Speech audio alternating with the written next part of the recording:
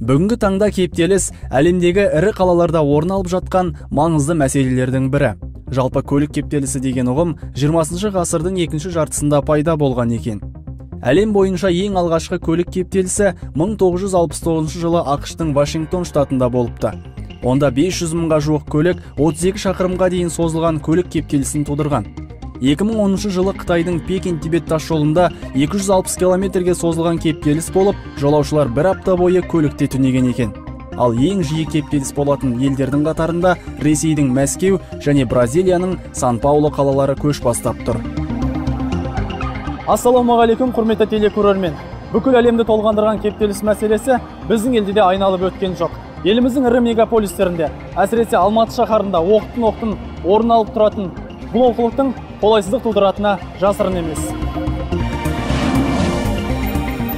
Алайда еш нәрсе жасалып жатқан жоқ деп ауызды қу шөппен сүртуге болмас.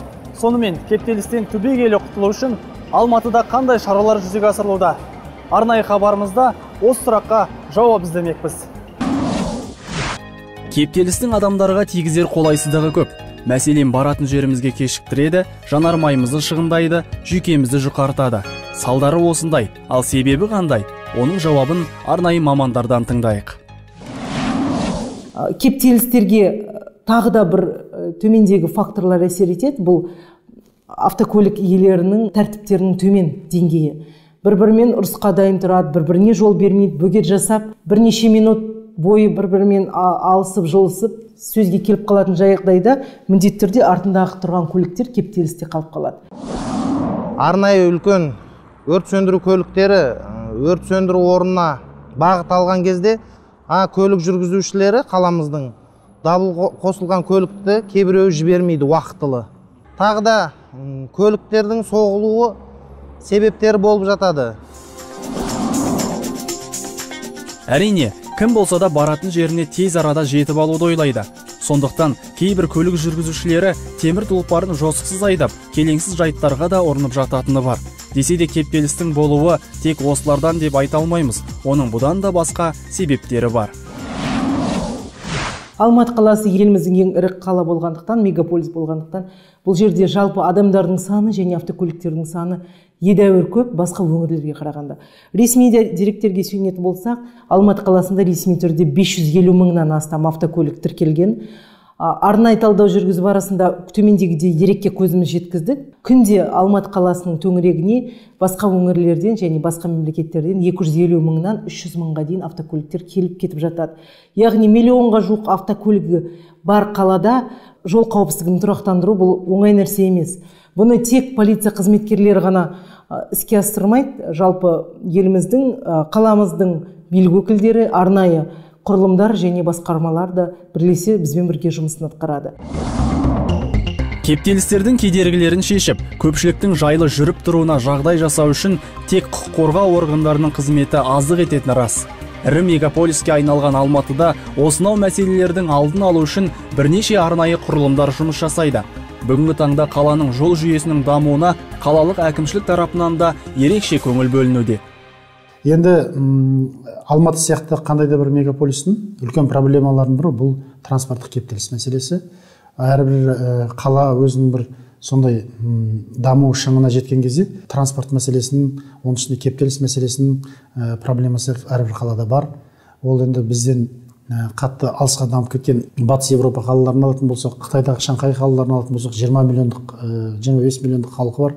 Күнделікті жүретін, келіп кететін адамдармен 30-35 миллион халық бір күнде жүретін қалалардың өздерінде де бұл кептеліс мәселелерін шешуге болады. Мынау Алматының 90-шы жылдардағы көрінісі. Мұнда көлігі өте аз.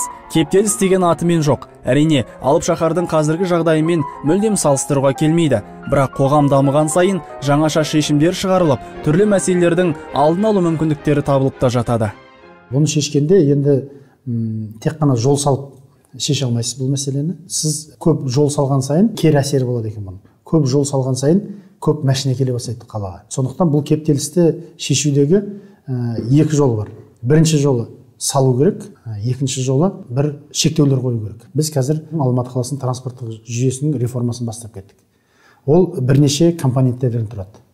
Оның біріншісі жаңағы жолдарды салу болса, оның екіншісі ақылы тұрақ кіргізу, оның үшіншісі велосипедке жолдар салу, оның төртіншісі тротуарлар салу, бесіншісі қоғамдық көлікке арнайы жолақ салу. Демек біз қалада Алматы қаласы машиналар, автомобильдер үшін емес, Алматы қаласы адам үшін деген сондай дивизиямен қазір жұмыс жасап жатырмыз. Келе-келе Алматының жолдары 3000 шақырымға дейін жеткен екен. Жолдар жоғары сапада жөнделіп, көліктерге және жаяу жүргіншілерге барынша жайлы жағдайлар қарастырылды. Қаладағы ірі кептеліс орын алатын жерлерде жол айрықтары салынған, қоғамдық көліктерге арнайы жолақтар сызылған. Жаяу жүргіншілердің қауіпсіздігін қамтамасыз ету үшін 100-ден артық аспалы көпірлер жасалды. Биыл біз 2016 жылдың аяғында өте бір үлкен сондай 3 қабаттағы деп айтамыз ба, 3 уровендегі бір үлкен развязканы тапсырдық. Ол Сайын көшесі мен Рысқұлов көшесінің қиылысында. Мынау жаңағы Төле би көшесінің шығыс айналма жолына қостық. Сосын біз анау солтүстік айналма көшесі, Бекмаханова көшелерінің қиылысында тағы да бір развязканы биыл іске қостық, бірақ келесі жыл оны толыққанды бітіреміз. Міне мына картада сізге көрсетіп отыр, мына қаланың мынау біздің кіші транспорттық айналма көшеміз. Рысқұлов көшесі, Сайын көшесі, Әл-Фараби көшесі, шығыс айналма жолы. Осы көше, осы жаңағы кольцо, орысша айтқанда, айналма көшенің ұзындығы 39 шақырым. Осы 39 шақырымның бойында біз қазір екі жерде екі үлкен развязка салып бастадық. Рысқұлов пен Немцова көшесі, соң Рысқұлов пен Құлжа көшелерінің қиылысында. Осы екеуі 2019 жыл біту керек. Сонда 2019 жылы осы екі развязка біткенде, осы развязканың бойында осы мына кольцоның бойында 22 развязка болады. Демек, осы көшеде аса жылдамдықта 80 шақырымға шейін рұқсат етілген. Бірде-бір бағдаршам болмайды. Бірде-бір жолаушылар жаяу өтетін нелер болмайды. Тек қана жолдың астынан немесе жолдың үстінен өтетін. Демек, егерде сіз қаланың мына бұрышынан мына бір шетіне келетін болсаңыз, сіз қаланың ішімен жүріп қажеті жоқ сізге. Сіз мынаған шықтыңызда, былай айланып келдіңізде, былай түсе саласыз. Бұл Әл-Фараби және Төле би көшелерін байланыстыратын шығыс айналма жолы. Орталықтағы көлік кептелістерінің алдын алуға бағытталған бұл жол айрығы тәулігіне 170 000 көлікті тоқтаусыз өткізе алады. Қазір мұнда қаланың шығыс бетіне қарай созылған көліктер тізбегі енді мүлдем байқалмайды. Бұл құрылыс 2013 жылы басталды. 2016 жылдың қыркүйек айында қолданысқа берілді нысан. Бұл нысанның жалпы ұзындығы 1,9 километрді құрайды. Нысан негізгі 3 конструкциядан тұрады. Ол мына өздеріңіз көріп тұрғандай шығыс айналма жолындағы көл жол айрығы, оның эстакадасының ұзындығы 498 метр. Содан кейін Жабаева көшесі, бұның астында тоннель қарастырылған. Тоннельдің ұзындығы 111 метрді құрайды. Тоннельден кейін көлік қозғалысын ұйымдастыруды реттеу мақсатында Орманов көшесінің жоғарғы жағымен эстакада қарастырылған. Бұл эстакаданың ұзындығы 316 метрді құрайды. Көріп отырғандарыңыз 2016 жылы соңғы қолданысқа берілген нысан Рысқұлов пен Сайын және Момышұлы көшелерін байланыстыратын ең үлкен жол айрығы. Мұнда тәулігіне 250 000 көлікті өткізу қабілеттілігі бар.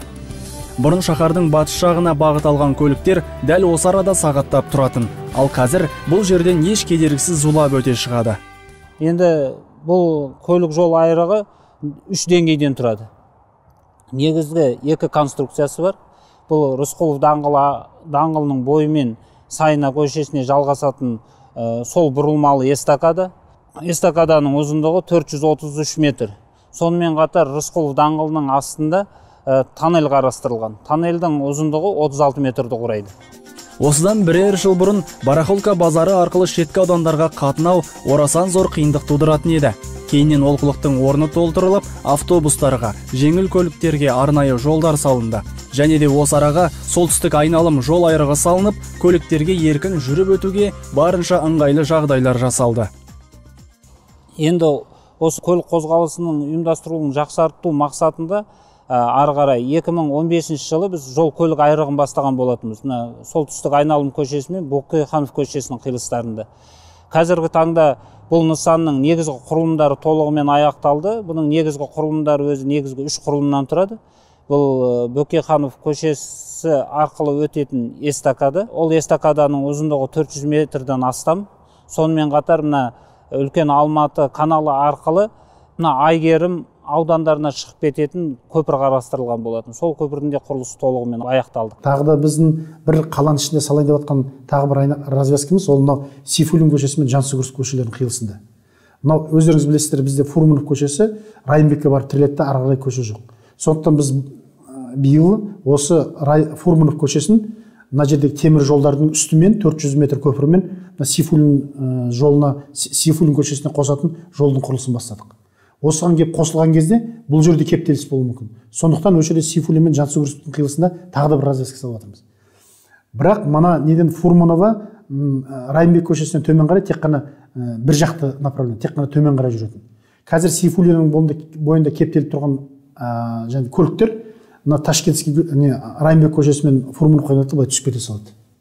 Біз сол арқылы Сейфуллин көшесін ашамыз ба деген ойымыз бар.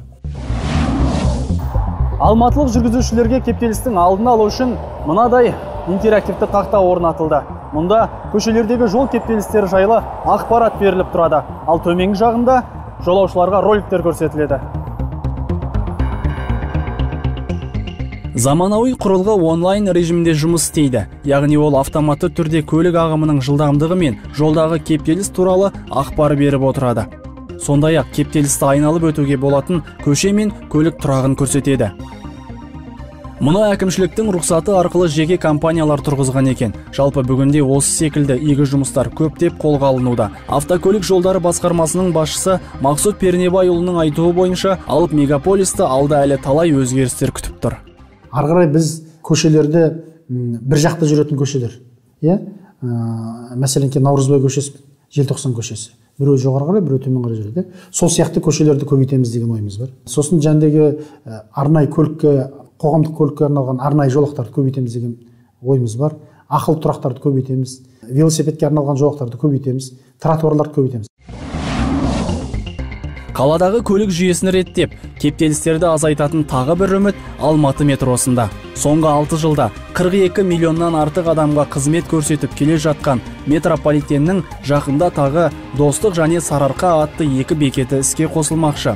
Осы кезде жер асты жолымен жүретіндердің саны 2 еселенбек. Алматы метрополитені өздеріңізге белгілі 2012 жылы 1 декабрьде іске қосылған. Қазіргі уақытта 9 бекет жұмыс жасап жатыр. 2015 жылы Сайран және Москва бекеттері іске қосылғалы бері біздің метрополитенмен күніне 40-45 мың жолаушы тасымалданып жатыр. Жалпы қаланың көліктік даму жоспары бойынша бекітілген Алматы метрополитені қазіргі уақытта батыс бағытта Абай даңғылы менен Яссауи көшесінің қиылысында орналасқан Достық бекеті жұмыстары іске асырылып жатыр. Достық бекеті Абай даңғылы мен Момышұлы көшесінің батысын қамтиды. Яғни ертеңгісін шығыс бағытқа жүрген, кешке батыс бағытқа жүрген жолаушылар жер асты жол арқылы жұмыстарына емін-еркін барып қайтуына мүмкіндік туады. Қазіргі жалпы метроның бекеттері іске асырылған кезде, жалпы жоспарланған кезде халық көп шоғырланған аудандарында қарастырылған. Жалпы жоспар бойынша бағытымыз батысқа қарай алып бара жатырмыз. Осы Достық бекеті бітсе, біз онан ары қарай Қалқаман ықшам ауданындағы Әуезов көшесі менен Райымбек көшесінің даңғылының қиылысында орналасады. Жалпы осы бағытта толық іске қосқан кезде біздің жоспарымыз бойынша тасымалдауды күніне 100 мың адамға жеткіземіз деп отырмыз. Байқасақ, Алматы ешқашанда бір қалыпта тұратын қала емес, әрқашанда өсіп өркендеп, дамып жататын алып шаһар. Мұнда тек осы мекеннің тұрғындары емес, барша қазақстандықтар үшін пайдалы дүниелер жасалады. Әлбетте, игілігін барша халық көреді. Хабарымызда кептелістің алдын алу үшін қандай шаралардың жүзеге асқанына куә болдық. Осындай мәселені шешудің жолдарын да қарастырдық. Бізді қуантқаны қала тыныс-тіршілігінің тек жақсарып келе жатқаны. Әрекетке берекет демекші, орындалған игі жұмыстар өзінің нәтижелерін әлі де көрсете жатар. Алматы кептелістен таза қала болуға ұмтылуда. Алла соған жеткізсін.